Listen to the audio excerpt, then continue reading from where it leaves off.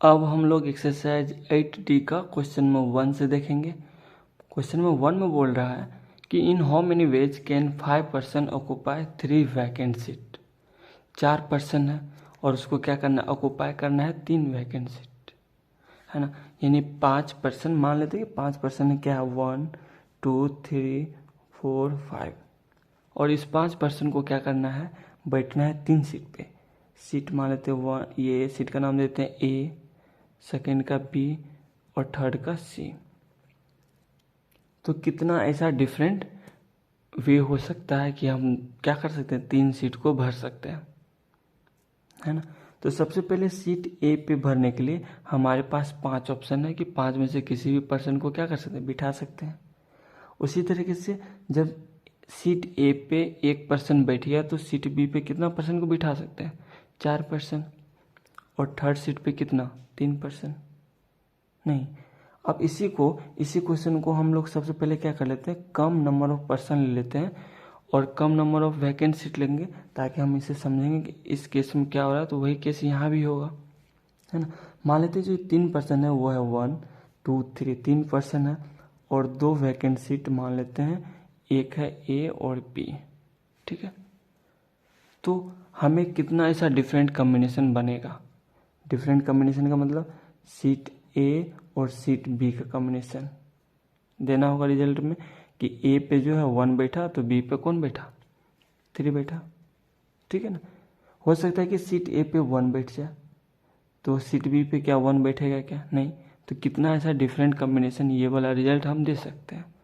तो हम मान लेते हैं कि ये क्या, जो मैक्सिमम कॉम्बिनेशन सोच सकते हैं वो 1A हो, 2A हो, 3A हो, और बी पे क्या हो सकता है, कि 1B 2B 3B मान लेते हैं।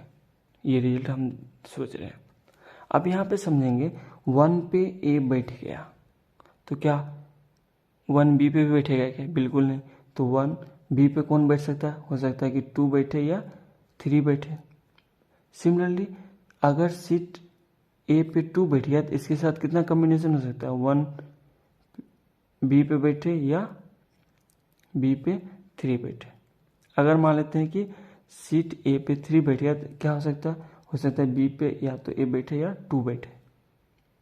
कहने का मतलब हमारा जो रिजल्टेंट हो सकता है कितना डिफरेंट ऐसा वे हो सकता है। जैसे 1 पे ए पे 1 बैठ गया तो बी पे क्या हो सकता है, 2B बैठे या 3B बैठे। तो इसके साथ 1A के साथ कितना कॉम्बिनेशन हो गया, 2, यानी 1A 2B या 1A 3B, 2 कॉम्बिनेशन बना। सेम इसके साथ 2 कॉम्बिनेशन बनेगा, सेम इसके साथ 2 कॉम्बिनेशन बनेगा, यानी 2 + 2 + 2 या 3 × 2 कर सकते हैं।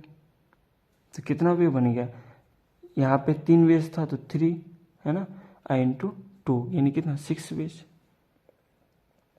3 का मतलब 3 यहाँ पे है सीट, 1 2 मतलब 3 पर्सन है, 3 और इसके पास 2 ऑप्शन बन रहा है, यानी 2B या 3B, तो इसलिए 3 × 6 कम लेवल में सोचेंगे।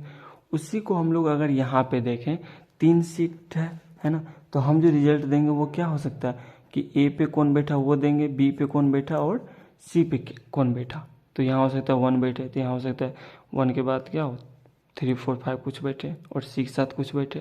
तो कितना डिफरेंट कॉम्बिनेशन बन सकता है। तो पहले सबसे पहले क्या करते हैं हम लोग 3 का ये चार्ट बना लेते हैं। यानी यहाँ पे 1A 2A 3A 4A 5A और B का बनाते हैं 1B 2B 3B 4B 5B और C का बनाते हैं 1C 2C 3C 4C 5C। तो कितना डिफरेंट कॉम्बिनेशन बन के आ सकता है। यानी ये रिजल्ट मेरा ABC वाला, यहाँ AB यहाँ C। मान लेते सीट ए पे 1 बैठ गया तो क्या होगा, बी पे 2 बैठ सकता है, 3 4 5। तो ये डिफरेंट कॉम्बिनेशन में आ सकता है, यानी 1A हम यहाँ पे लिख सकते हैं, कहीं किसी केस में 2B या 3B या 4B या 5B हो सकता है ना।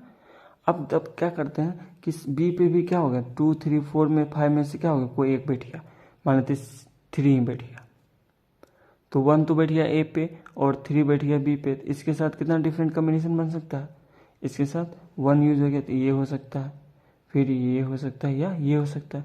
इसके साथ भी 3 कॉम्बिनेशन बना, तो यानी एक केस देखते हैं इसके साथ, यानी 1A मान लिए और कितना 3B मान लिए। सी पे बैठने के लिए भी हमारे पास अभी ऑप्शन है, हो सकता है क्या बैठा 2C बैठा, हो सकता है 2C नहीं बैठ के यहाँ पे क्या हो गया 4C बैठा, ऐसे ही लिख सकते हैं, या हम 5C वाला केस ले सकते हैं, है ना। तो क्या हो रहा है यहाँ पे, यानी 1 के साथ 4 कॉम्बिनेशन बना, फिर इसमें से एक बैठ गया तो इसके साथ 3 बना। तो हम जब एक का हम रिजल्ट देखते हैं कितना हो रहा है सिर्फ ए वाले केस में, तो हम देखते हैं यहाँ पे 1A। बी के लिए क्या हो सकता है, बी के लिए यहाँ पे देखिए या तो 2B ला सकते हैं हम, सेम 2B हो गया तो 3B ला सकते हैं, सेम यहाँ पे हम क्या कर सकते हैं, यहाँ पे ला सकते हैं 4B, यहाँ पे ला सकते हैं, यानी 1A यहाँ पे ला सकते क्या 2 3 4, ये 5B ला सकते हैं, ठीक है। अब इसके साथ मान लेते हैं कि सेकंड पे बी बैठ गया तो इसके साथ कॉम्बिनेशन हो सकता है सेम, क्या हो सकता है कि थर्ड पे क्या हो 3C बैठे, 4C बैठे या 5C बैठे, तो एक कॉम्बिनेशन ये बना, ठीक है, दूसरा कॉम्बिनेशन ये बना और थर्ड कॉम्बिनेशन क्या बना, ये बना नहीं।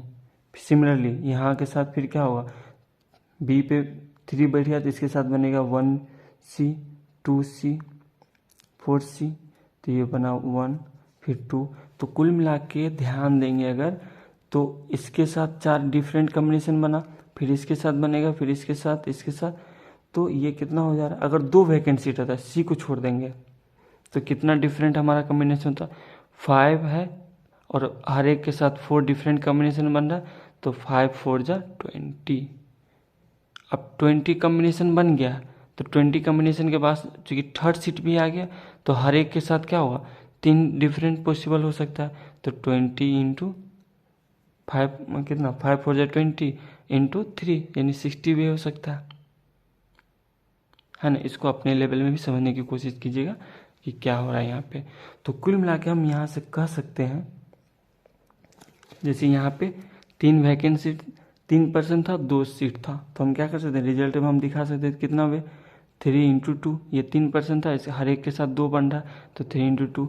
उसी तरह से यहाँ पे 5% बन रहा है, 5% है उसमें से 5 के लिए क्या हो रहा है 4 डिफरेंट कॉम्बिनेशन बन रहा है हर केस में, तो 5 4 जा 20, फिर थर्ड भी सीट आ गया तो 23 जा 60 होगा, है ना। तो यहाँ से हम कह सकते हैं कि नंबर ऑफ वेज होगा, नंबर ऑफ वेज 5%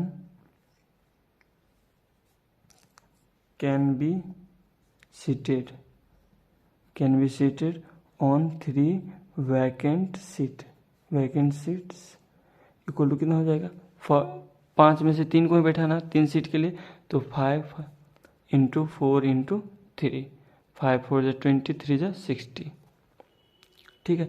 इसी चीज़ को हम लोग अगर परमिटेशन के केस तरह समझते हैं इसको, जैसे इससे पहले हम लोग देखे थे इस फॉर्म में NPR फॉर्म, ये क्या होता है, इसका मतलब है कि n डिफरेंट ऑब्जेक्ट्स है या कुछ पर्सन भी मान सकते हैं, उसमें से 4 को हम सेलेक्ट कर रहे हैं, या कुछ 4 नहीं यानी n से कम को सेलेक्ट कर रहे हैं, तो ये क्या होता है कि n का factorial by n minus r का फैक्टोरियल होता है ना।